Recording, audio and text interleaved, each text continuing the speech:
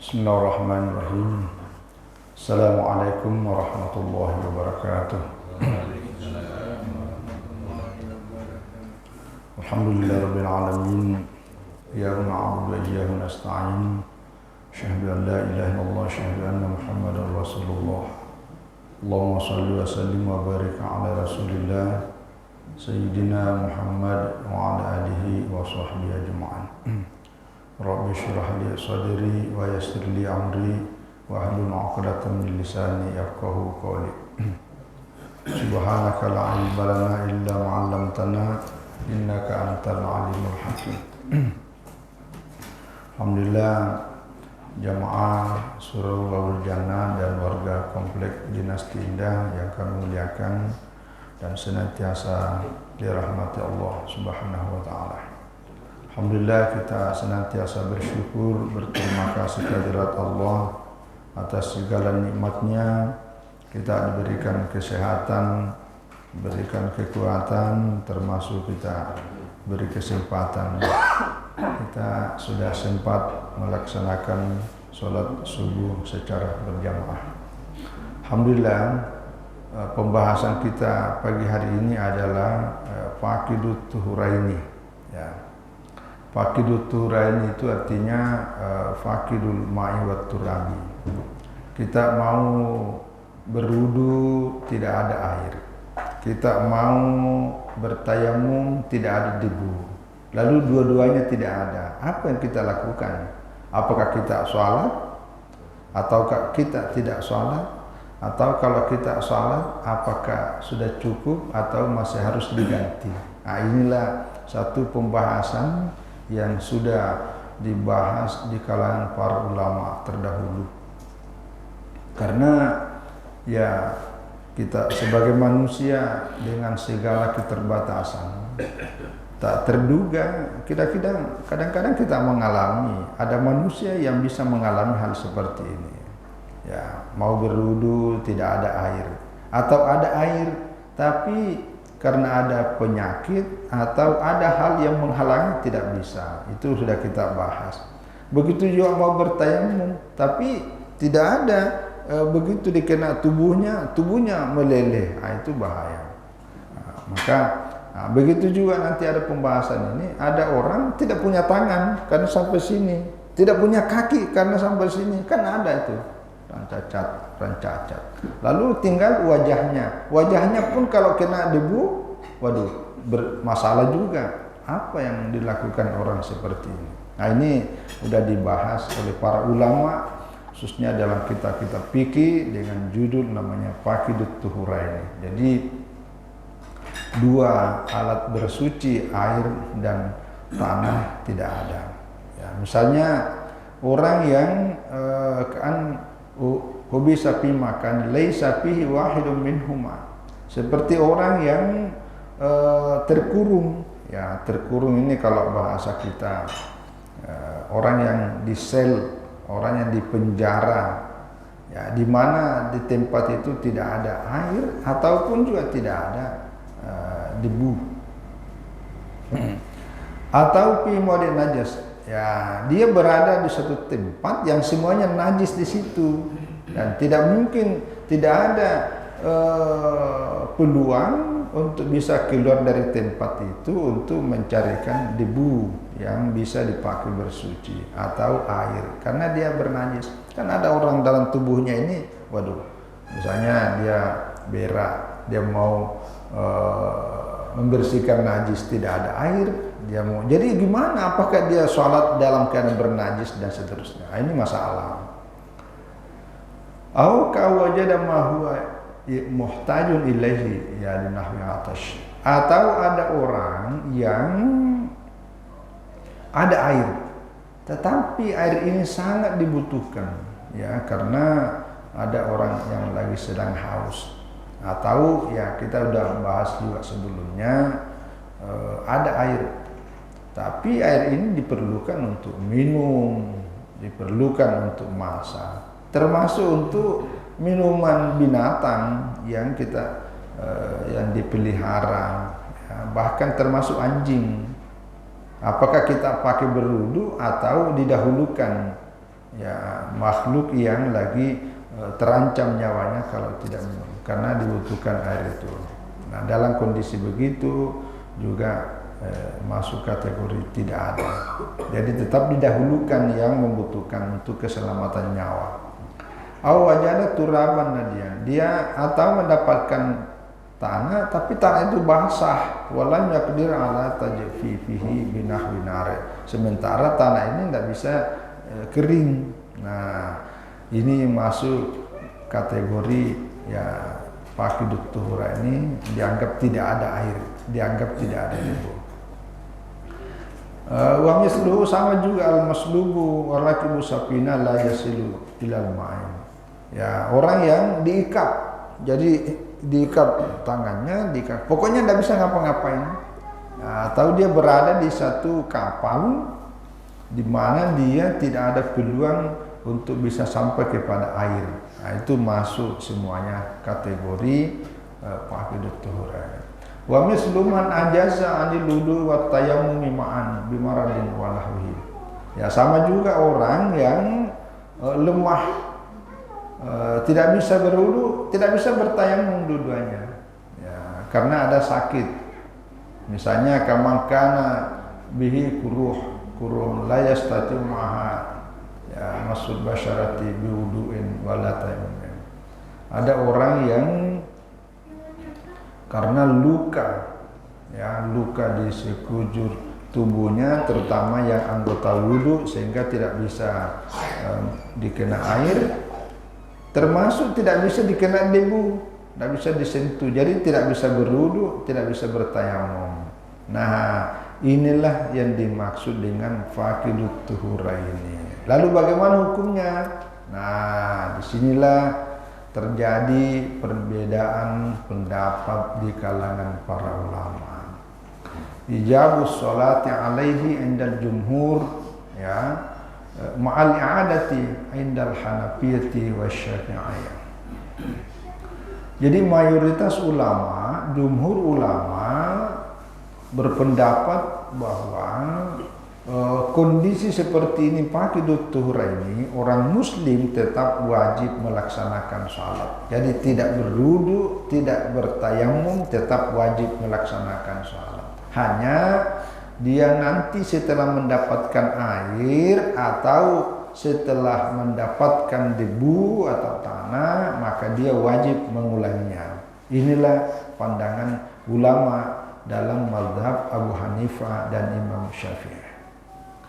Yang kedua, wa'adamul i'adati 'indal Hanabilah. Sementara dalam ulama mazhab Ahmad Ibnu Hanbal tidak wajib mengulanginya. Jadi tetap wajib salat tapi tidak wajib mengulanginya. Ya. Yang ketiga, nah ini wasukutus sholati 'indal Malikiyah 'alal mu'tamad. Kalau dalam pandangan ulama mazhab Malik, kewajiban melaksanakan sholat sudah gugur, ya, jadi tidak salat dan tidak mengulangi. Ya, mungkin ini yang dipilih banyak orang ini. Nah, bagaimana dalil argumentasinya imam-imam mazhab? Ini akan dirinci satu persatu. Pertama, dalam mazhab al-Hanafiyah, al-muttabihi andahum maqalah al-sahibani. Jadi ada dua murid Imam Abu Hanifah, namanya Abu Yusuf dan Muhammad Hasan. Nah, keduanya telah memfatwakan bahwa wahwa anna faqidatu raini ya yatashabbahu bil musallina wujuban fayarkam wa yasjudu. Ya, iwajada makanan ya bisa. Nah, orang seperti ini dia serupa tetap wajib melaksanakan salat. Jadi hanya dia ruku, dia sujud seperti biasa. Ya, kalau di tempat yang kering, ya artinya dia memungkinkan untuk sujud. Tapi wala yumya qaiman. Jadi tidak cukup hanya begini, dia betul-betul ruku, betul-betul sujud. Ya, kan ada orang kalau itu seperti orang berhalangan lah. Jadi hanya disyarat lebih di atas sedikit kalau ruku, nanti kalau sujud lebih bawah. Itu tidak boleh. Tetap dia melakukan ruku dan sujud seperti halnya orang yang sedang sholat. Hanya wala yaqra'u, dia tidak boleh membaca. Maksudnya di sini hampir sama dengan madzhab yang lain itu, dia hanya Fatihahnya dibaca. Jadi yang wajibnya saja. Jadi tidak usah baca surah, apalagi sampai panjang-panjang. Itu cukup Fatihah saja. Bahkan di sini wala yanwi, dan dia tidak berniat, hanya melaksanakan sholat. Ya. Tapi wa yu'idus sholata mata qadir 'alal ma'i at-turabi. Ya, nanti setelah itu, setelah mendapatkan air atau debu, maka dia wajib menggantinya. Jadi hanya kalau dalam mazhab Syafi'i itu yang disebut dengan li ajli hurmatul waqti, hanya sekedar untuk menghargai waktu sholat. Ya. Jadi nanti tidak baca yang lain, pokoknya yang wajib-wajibnya saja. Gitu. Ya. Karena tidak ada wudu, tidak ada tayamum, jadi hadas, dia dalam keadaan berhadas. Nah ini amma maqutul yadaini warrijlaini. Nah, lalu adapun orang yang kedua tangannya terputus. Ya, ini anggota yang kena wajib berwudu atau tayamum. Nah, ini kan ada orang sampai sini. Misalnya ya, orang cacat. Warrijlaini, kedua kakinya juga sudah terpotong.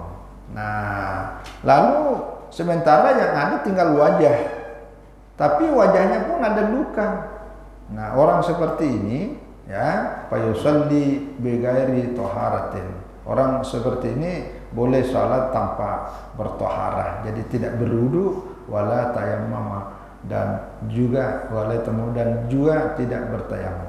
Wala yu'idu al-asah, dan dia tidak wajib mengulanginya salatnya. Inilah pandangan yang paling sahih dalam mazhab Abu Hanifah. Jadi orang seperti itu ya, jadi dia hanya mandi kalau misalnya junub, dia mandi, tapi untuk salat karena tidak ada anggota yang wajib dia basuh di situ. Ya hanya yang pokok-pokoknya lah. Karena kalau wudu kan masih ada kepala ya, masih ada kepala basuh, itu yang ada saja, yang lainnya enggak. Nah,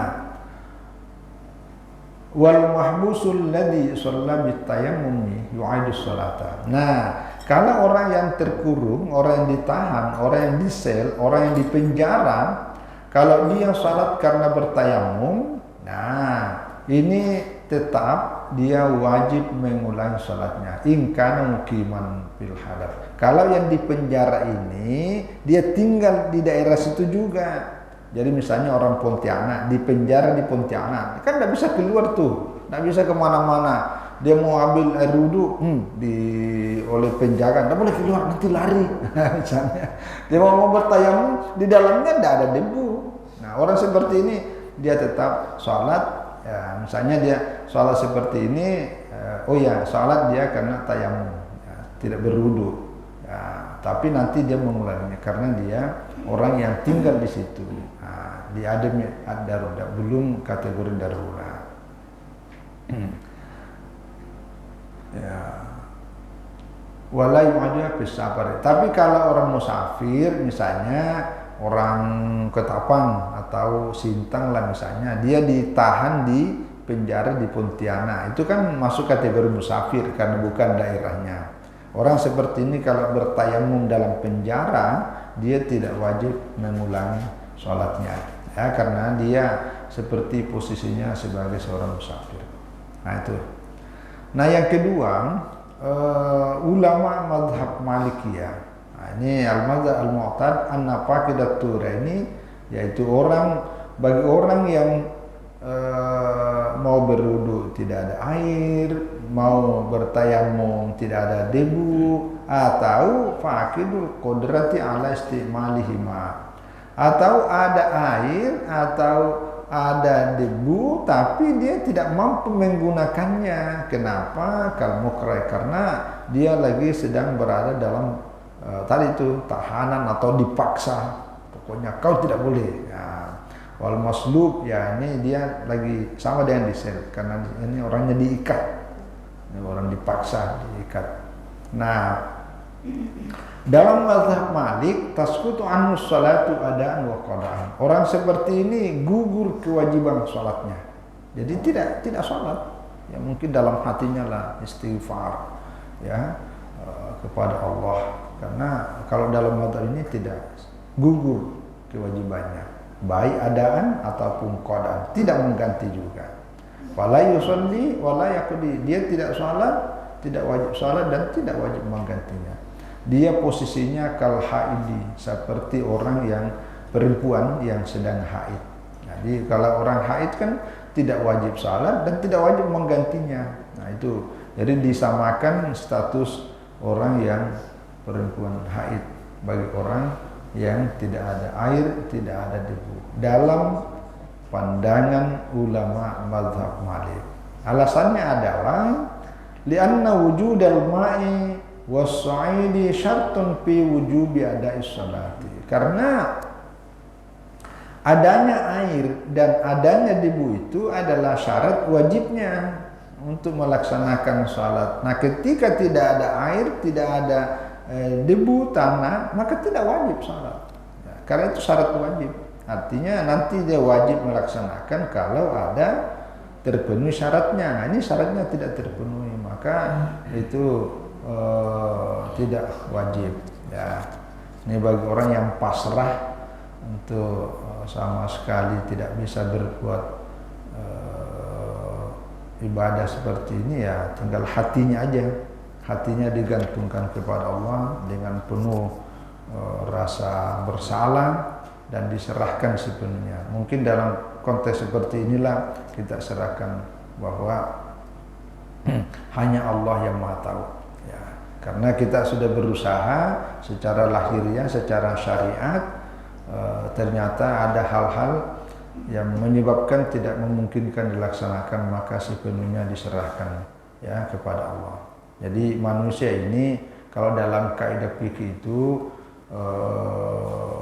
nahnu nahkumu bizawahir. Jadi kita ini melaksanakan hukum sesuai lahirianya. Ya, apa lahirianya? Air, debu dan seluruh gerakan pakaian, itu lahirianya. Tapi wallahu yatawal as-sarair. Tapi kalau sudah urusan batin, urusan di dalam ini, urusan Allah terima atau tidak, itu sepenuhnya adalah berada dalam otoritas kekuasaan Allah. Jadi kita serahkan sepenuhnya kepada Allah. Ya, jadi itu kira-kira. Nah, yang ketiga, dalam mazhab ulama Syafi'iyah, yusalli faqidut tuhuraini al-farda wahdahu. Ya, fil madhab al-jadid ala hasbi hali bin niyatin wa qiraatin. Nah, bagi orang yang tidak ada air, tidak ada debu mawrudu, maka orang seperti ini dalam pandangan pendapat yang baru mazhab Syafi'i itu tetap wajib melaksanakan salat. Tapi yang hanya salat fardunya saja yang pokok-pokoknya, tidak boleh salat sunat, tidak boleh. Karena dalam keadaan berhadas, dalam keadaan tidak suci. Ya, karena ya kalau pakai hadis Bukhari, la yaqbalullahu salata ahadikum idza ahdatsa hatta yatawadda. Allah tidak menerima salat seseorang di antara kalian yang sedang dalam keadaan kotor, ya, sampai dia bersuci. Jadi haram hukumnya kita salat dalam keadaan tidak ada air, tidak berwudu dan tidak tayamum. Ya, tapi kecuali ini karena betul darurat. Ya, karena Allah itu maha suci, maka kita harus berhadapan dengannya dalam keadaan suci. Tapi karena ini darurat, yang kedua karena menunjukkan bahwa betapa salat itu tidak boleh kita tinggalkan dalam kondisi apapun, termasuk dalam kondisi tidak berwudu dan tidak tayamum, tetap diwajibkan. Hanya diganti, ya tetap diganti. Jadi sekali lagi, yang dilakukan hanya yang pokok-pokoknya saja. Jadi sholat fardunya tidak boleh sholat sunat, tidak boleh sholat sunat. Ya, dan dia hanya membaca Fatihah saja. Ya, liajli, ya ini nih, liajli hurmatil waktu, hanya untuk menghormati waktu. Ya, artinya hormati waktu sholat. Jadi begitu masuk waktu salat, dia tetap salat dalam kondisi apa adanya. Wala yusalli an-nafilata wa yu'idu shalat. Ya, dan dia tidak boleh salat sunat, tapi wa yu'idus sholata dia wajib menggantinya. Ya. Jadi idza wajadal ma'a abi turaba fi makanil la ma'afi. Kalau dia sudah mendapatkan air atau sudah mendapatkan debu atau tanah, ya. Lianna hadzal udra nadirun wala dawam. Karena udzur semacam ini adalah bersifat hanya ya temporal, artinya kadang-kadang. Kan tidak ada orang udzur selama-lamanya. Jadi nanti setelah ada kondisi tertentu, ternyata di kemudian hari sudah nyaman, ada fasilitas seperti air dan tanah atau debu, maka dia melakukan seperti biasa dan wajib menggantinya yang sudah lama. Ya. Ya, alasannya juga adalah wali annal ajz anit taharati allati hiya syattun min syurutis shalah. Jadi karena ketidakmampuan untuk berwudu dan bertayamum, ya, yang merupakan sebagai syarat, ya, syarat untuk diwajibkannya sholat, tetapi tidak membuat untuk membolehkan untuk meninggalkan sholat sama sekali. Nah, jadi walaupun syarat-syarat itu tidak terpenuhi, tetapi tetap aja tidak berarti bahwa kita sudah boleh meninggalkan sholat. Nah, inilah perbedaannya dengan mazhab Malik. Tapi kalau mazhab Abu Hanifah sama dengan ini, ya, sama dengan ini, yaitu tetap melaksanakan sholat dan hanya diganti, ya, hanya diganti. Yang keempat, nah ini mazhab Ahmad ibn Hanbal. Ya. Kalau dalam ulama mazhab Hambali, yusalli faqidut turaini al-farda faqat. Nah, sama dengan Imam Syafi'i. Jadi dia tetap wajib salat, tapi hanya fardu saja, tidak boleh salat sunat. Ya, tidak boleh salat sunat. Begitu juga nanti kalau salat, jadi yang dibaca itu hanya Fatihah. Kemudian kalau ruku yang dibaca itu ya seperti biasa baca Subhana Rabbiyal, tapi tidak boleh 3 kali, tidak boleh diambil sunatnya. Jadi hanya yang sifatnya pokok, ya, sifatnya pokok. Jadi hanya satu karena tidak boleh ya melaksanakan sunat yang melebihi dari yang pokok itu. Jadi hanya pokok-pokoknya saja. Ya, termasuk yang ringkas-ringkas, yang dipendek-pendekkan. Ya, kata ulama dalam mazhab Hambali, ya, ini menggunakan dalil. Apa dalilnya? Liqaulihi sallallahu alaihi wasallam fi ma rawahu al-Bukhari wa Muslim an Abi Hurairah.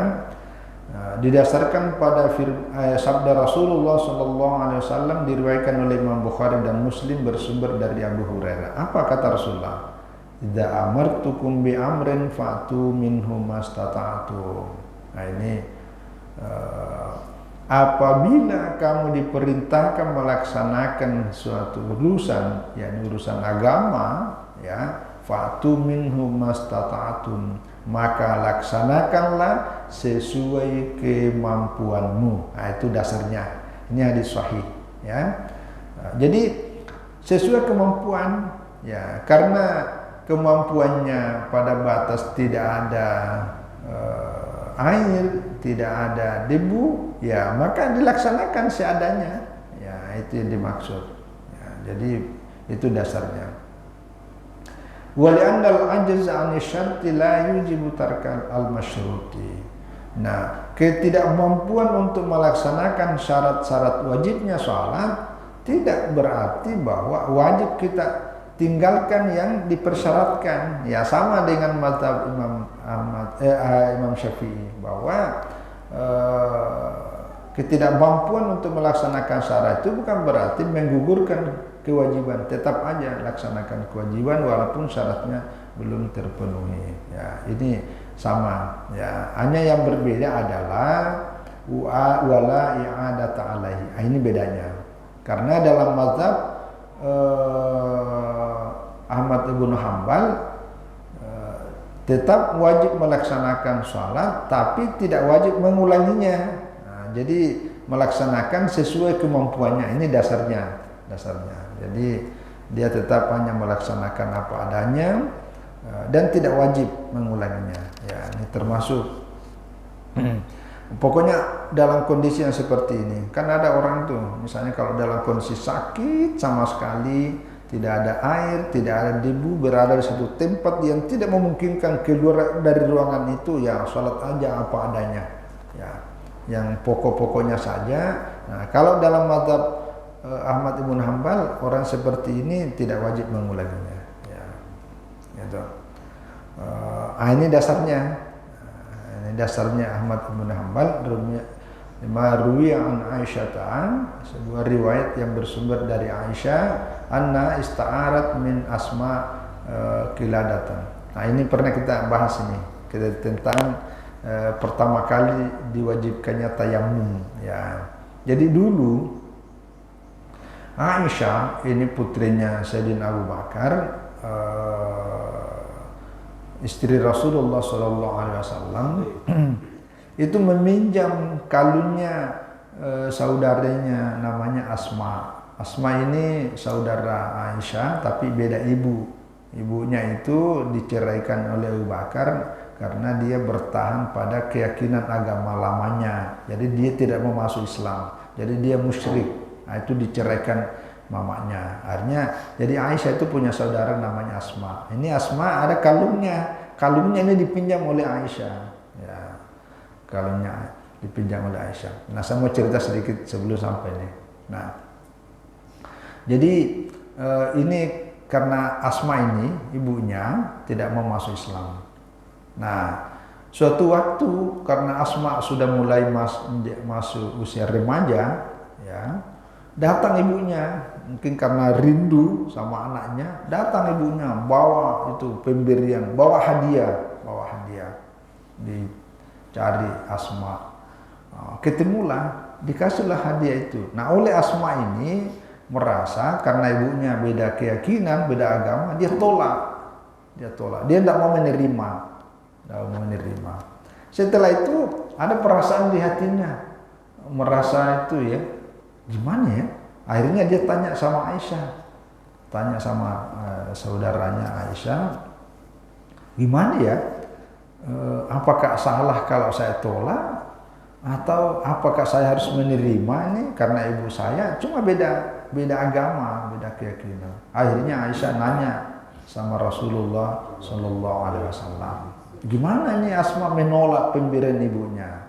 Nah, atas kasus ini itu Allah menurunkan ayat di surah Al-Mumtahanah ayat 60. Itu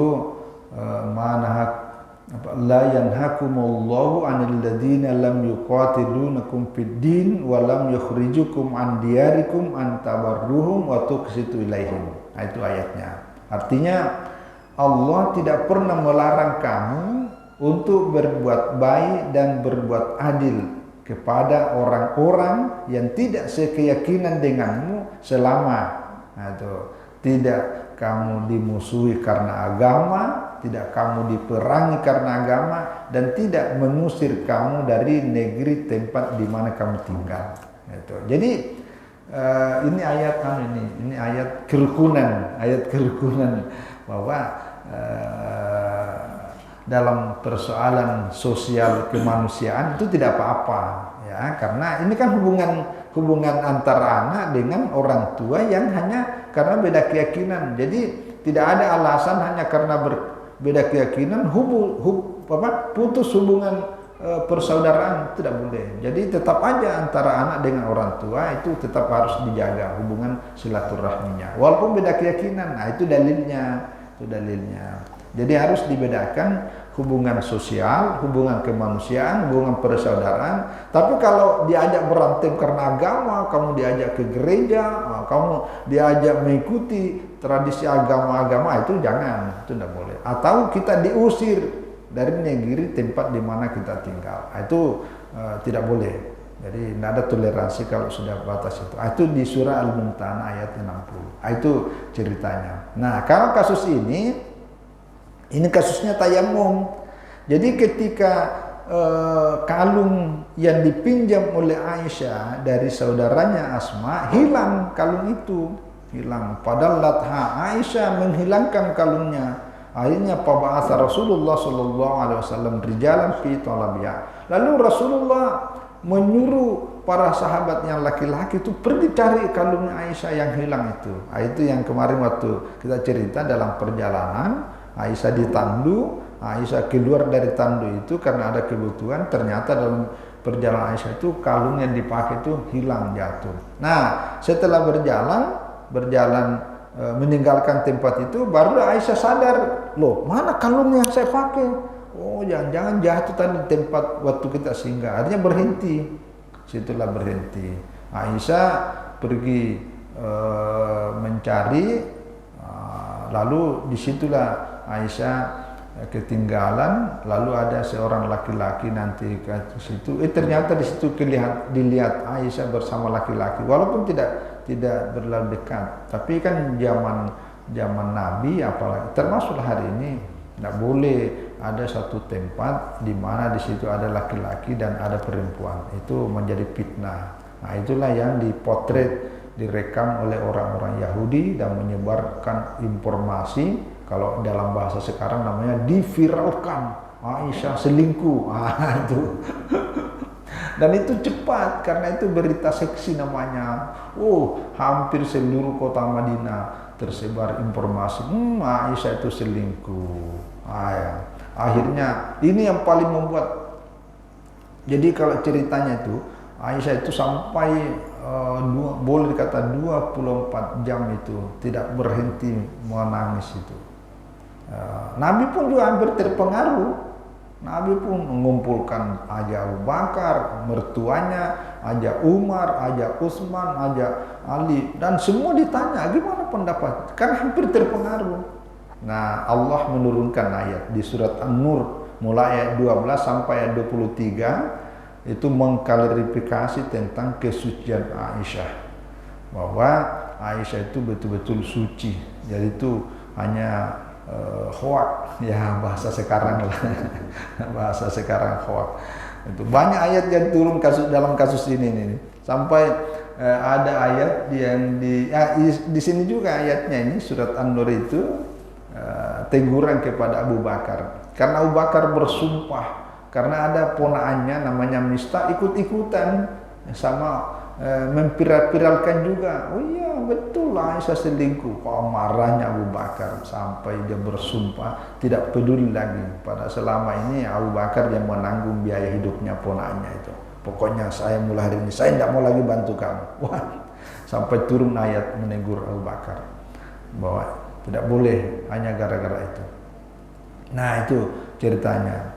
Nah, ketika pergi mencari kalungnya ini, fawajaduha, lalu ditemukanlah kalung itu. Pada waktu itu masuk waktu sholat, walaisa ma'hum sementara di situ tidak ada air. Apa yang mereka lakukan? Nah, jadi karena di situ tidak ada air, akhirnya pasallu bigairi wudu'in. Mereka sholat tidak ada wudu. Nah, ini kejadiannya ini. Ini waktu ini belum turun ayat tayamum. Nah, jadi dia sholat apa adanya. Nah, setelah itu pasaka oleh Nabi sallallahu alaihi wasallam. Setelah itu mereka datang kepada Nabi sallallahu alaihi wasallam melapor bahwa di dalam proses pencarian kalungnya Aisyah yang hilang itu, nah di tengah-tengah waktu itu masuk waktu sholat, kita mau berwudu tidak ada air, akhirnya kami sholat tidak pakai wudu, tidak ada wudunya. Nah, akhirnya dalam kasus inilah Allah menurunkan ayat Al-Quran, yaitu ayat 43 surat An-Nisa. Nah, jadi apa ayatnya? Wa in kuntum marda aw ala safarin aw jaa ahadum minkum minal ghaiti aw lamastumun nisaa falam tajidu ma'an fatayammamu sa'idan thayyiba. Ini ayatnya mirip dengan surah Al-Maidah ayat 6. Ya, jadi kalau kamu dalam keadaan sakit atau dalam keadaan sedang musafir atau keluar dari WC, maksudnya tidak ada wudu, atau menyentuh perempuan lalu mau berwudu tapi falam tajidu ma'an, tidak ada air yang kamu temukan, fatayammamu sa'idan thayyiban, maka bertayamumlah menggunakan debu yang suci. famsahu biwujuhikum wa aydikum. Caranya kau mengusap wajahmu dan mengusap kedua tanganmu. Nah, itu ayatnya yang turun. Nah, kata ulama mazhab Ahmad ibnu Hanbal, setelah turun ayat ini, walam ya'murhum bil i'adati, Nabi sallallahu alaihi wasallam tidak memerintahkan kepada orang-orang yang tadi pergi mencari kalungnya Aisyah dan salat tidak pakai wudu. Nabi tidak menyuruh mereka bahwa ulangi salatmu. Nah, jadi karena Nabi tidak menyuruh mereka mengulangi salat, maka ulama mazhab Ahmad ibnu Hanbal berkesimpulan bahwa orang yang salat tidak ada wudunya, orang yang salat tidak ada tayamumnya, dia tetap wajib salat tapi tidak wajib mengulanginya. Karena Nabi tidak menyuruh mereka. Nah, itu dasarnya. Ya, wa anna wudu ahadu syuruti salat fasakat indal ajizi. Jadi sama tadi. Jadi karena wudu merupakan syarat sahnya salat, lalu kemudian ketika itu dia tetap melaksanakan salat saja, tapi tidak wajib mengulanginya. Nah, ini penjelasan. Jadi terdapat keragaman pandangan di kalangan para ulama. Yang paling kalau mau lebih berhati-hati, ya lebih berhati-hati, kita tetap melaksanakannya sebagai rasa kewajiban bahwa perbedaan ibadah salat dengan ibadah yang lain memang salat ini betul-betul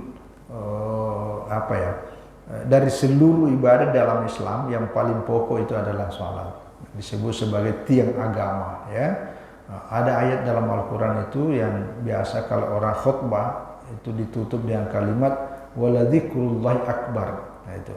Jadi waladzikru itu benar-benar zikrullah yang dimaksud itu adalah salat akbar yang paling besar itu. Jadi waladzikru itu maksudnya benar-benar salat itu adalah akbar yang paling besar. Nah, itu menunjukkan bahwa dari seluruh ibadah dalam Islam itu adalah salat yang paling pokok. Bahkan al-ahdul ladzi bainana wa bainahum, perbedaan antara kita orang Islam, orang beriman dengan orang kafir itu bedanya pada salat.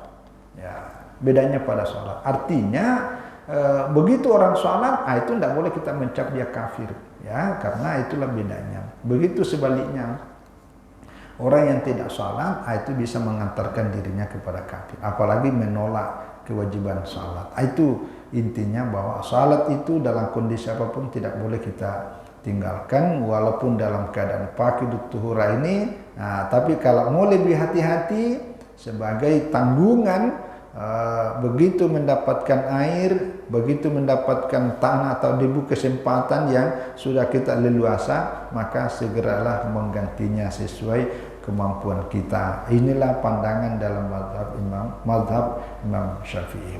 Nah, beda kalau tadi Malik. Kalau Malik, udahlah, tidak ada lagi kewajiban. Itu. Ya, inilah gunanya juga kalau kita ada mengerti tentang perbedaan keragaman pendapat supaya ada pilihan. Bagi yang mau seperti Malik, ya tidak usah dipersoalkan, dipaksa-paksa. Pokoknya kamu wajib. Nah, tidak usah, karena ada dasarnya. Nah, wala yazidu al-musalli al-faqidut tuhura ini ala ma yajuzu fi shalah. Jadi jangan menambah, ya, bagi orang yang salat karena faqidut tuhura ini dari apa yang wajibnya. Jadi jangan misalnya mingkiratin wagariha, jangan ditambah bacaan, surat cukup Fatihah saja. Ya, begitu juga kalaupun bertasbih marratan fakat hanya satu kali. Jadi kalaupun tumak nina pun juga jangan terlalu lama, ya. Jadi diringkas saja tumak ninanya. Kan biasa kalau lama baru ruku, lama sujudnya, lama, jangan diringkas saja karena sifatnya darurat. Ya, begitu. Ya, jadi diringkas tumak ninanya pada ruku, pada sujud, termasuk pada duduk di antara dua sujud itu. Jangan terlalu lama, tapi jangan juga terlalu cepat. Kayak orang lari. Seperti orang salat tarawih yang berapa menit itu 20 rakaat yang ada di WA itu, wallahu alam, itu kan udah video lama itu, ya, cuk naik turun, itu tidak ada tumak ninanya, itu tidak boleh juga gitu. Ya, saya kira ini berkaitan dengan salat faqidut at-tuhurain. Ya. Jadi mudah-mudahan nambah sedikit informasi sangat bermanfaat bagi ketika orang yang dikena musibah dalam kondisi yang tidak pernah terduga sebelumnya dan ternyata kita mengalami, maka inilah salah satu model untuk kita bisa mengamalkannya. Tapi kita bermohon kepada Allah mudah-mudahan kita dijauhkan dari kondisi yang seperti ini. Kita selalu dalam keadaan normal, termasuk dalam keadaan sehat walafiat. Saya kira itu. Terima kasih.